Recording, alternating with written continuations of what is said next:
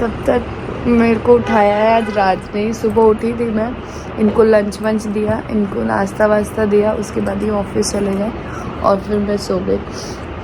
इतनी थकान हो रखी है, मेरी आवाज़ से आपको पता चल रहा होगा। राज मेरी शक्ल देख के कह रहा है कि भाभी आपकी तबीयत ठीक नहीं है, कि आपका फेस अजीब सा हो रखा है। पता है जब आप दौड़ा भागी करते हो ना इधर उधर तो उस समय पता नहीं चलता, उस समय लगता है ये भी कर ले, वो भी कर ले, ऐसे भी कर ले। लेकिन जब आप घर पहुंचते हो ना, जब आप बैठते हो, तब आपको रियल थकान पता चलती है कि कैसे है, क्या है। और मेरे साथ ना वही हो रहा है। फिर भी अभी मुझे इतना एक्टिव रहना है क्योंकि बहुत सारी चीज़ें हैं, तो अभी मैं नहीं रेस्ट कर सकती हूँ। रेस्ट करूँगी, बाद में करूँगी आराम से। और मेरे जो प्यारे व्यूअर्स हैं जो मुझे इतना प्यार करते हैं, उनको टेंशन हो गई। वो सब यही कमेंट कर रहे हैं कि दीदी अभी आपको पता नहीं चल रहा है, आगे चल के आपको पता चलेगा, आगे चल के बहुत दिक्कत होगी। मुझे भी पता है, मेरे सब लोग यही कह रहे हैं कि अभी तुमको नहीं समझ में आ रहा है ना, कूदाफानी कर रही हो, बाद में जाके पता चलेगा। लेकिन मैं क्या करूं, चीज़ें ऐसी है ही कि करना है।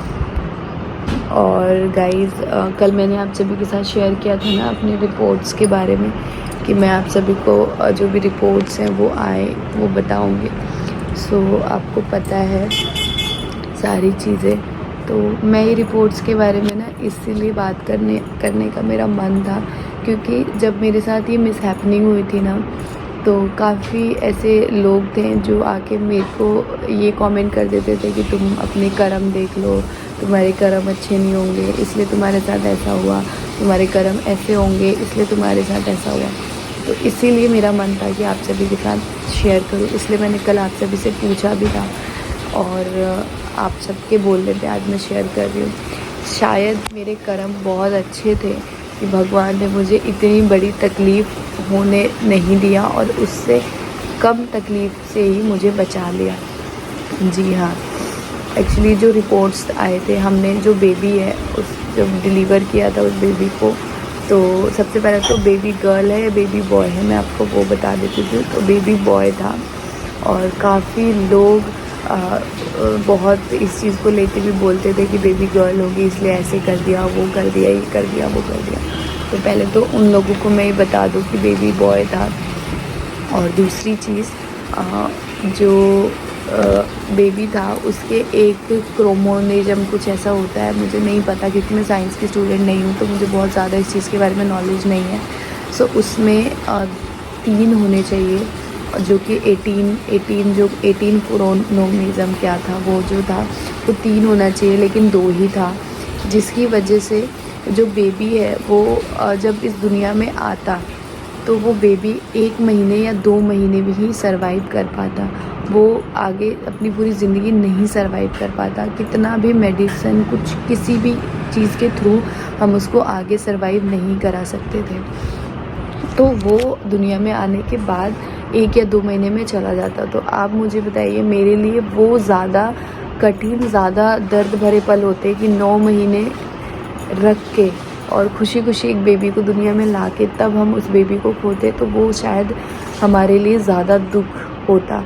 इसीलिए शायद भगवान ने सही समय पे, और हमें दुख हुआ ऐसा नहीं हुआ, लेकिन सही समय पे वो चीज़ें थोड़ी सी ऐसे कर दी कि शायद जो बाद में जाके वो दुख होता, तो वो मेरे कर्म अच्छे थे कि भगवान ने कम दुख दिया। और बाकी कर्म ये वो जो ये लोग लगा के रखते हैं ना, कुछ भी नहीं होता है, सच बताऊँ कुछ भी नहीं होता। ये चीज़ पता चल चुकी होगी कि जो होता है वो अच्छे के लिए होता है, और कर्म और ये वो जो लगा के रखा होता है इतने दिन से। और पता है सच ना छुपता नहीं है, सच कभी ना कभी सामने आता ही है, बस थोड़ा सा देर से आए बट सच सामने आता ही आता है। जैसे कि कुछ लोग ये बोल देते थे ना जो बेबी गर्ल थी तो ये वो, लेकिन उनको सच नहीं पता था। लेकिन आज वो मेरी ये वीडियो देखेंगे तो शायद उनको सच हो पता चलेगा और वो रियलाइज़ करेंगे कि यार हमने इस चीज़ को कितना गलत लिया है। तो बेबी के बहुत सारे जो चीज़ें थी ना उसमें प्रॉब्लम्स थी, जिसकी वजह से मेरी बॉडी ने खुद से ही जो है बेबी को मतलब वो कर दिया। आगे चल के जो प्रॉब्लम्स होने वाली थी उससे मेरे को भी प्रॉब्लम होती और बेबी को भी प्रॉब्लम होती।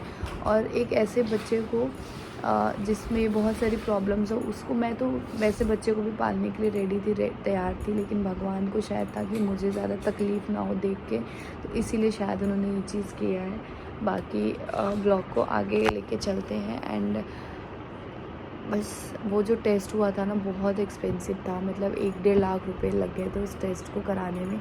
लेकिन मेरे हस्बैंड का और मेरा मन था कि हम टेस्ट कराएं, ताकि इन फ्यूचर कभी ऐसा कुछ हो तो हम उस क्या प्रॉब्लम्स थी डॉक्टर ने हमें बताया, क्योंकि फॉलिक एसिड शुरू से नहीं खाया था, इसलिए इशू था।